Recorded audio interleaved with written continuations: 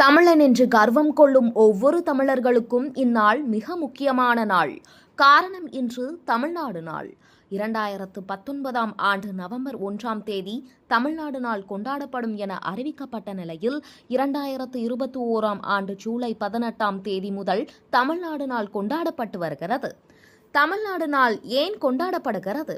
வரலாற்றின் தியாகங்கள் என்ன என்பது பற்றி இதில் பார்க்கலாம். மெட்ராஸ் ஸ்டேட் என்ற பெயரை அப்போதைய முதலமைச்சர் CN அண்ணாதுரை தமிழ்நாடு என பெயர் மாற்றம் செய்தார். பல வருட போராட்டங்களுக்கு மத்தியில் முதலமைச்சர் அண்ணாதுரை சட்டமன்றத்தில் 1967ஆம் ஆண்டு ஜூலை 18ஆம் தேதி தீர்மானம் கொண்டு வந்தார். அந்த நாளையே நாம் தமிழ்நாடு நாள் என கொண்டாடுகிறோம். இந்தியாவை ஆங்கிலேயர்கள் கைப்பற்றிய போது 3 மாகாணமாக பிரித்து ஆதிக்கம் செய்ய தொடங்கினர். அதில் தென் பகுதியில் உள்ள தமிழ், தெலுங்கு, மலையாளம், கன்னடம் ஆகிய மொழி பேசும் மக்கள் வாழ்ந்து வந்த அனைத்து பகுதிகளிலும் மெட்ராஸ் மாகாணம் என அழைக்கப்பட்டது. பின்னர் 1947ஆம் ஆண்டு இந்தியாவிற்கு சுதந்திரம் கிடைத்த பின்னர் 1956ஆம் ஆண்டு மொழி வாரியாக மாநிலங்கள் பிரிக்கப்பட்டது. அப்படி தமிழ் பேசும் மக்களை கொண்டு உருவான பகுதிதான் தமிழ்நாடு.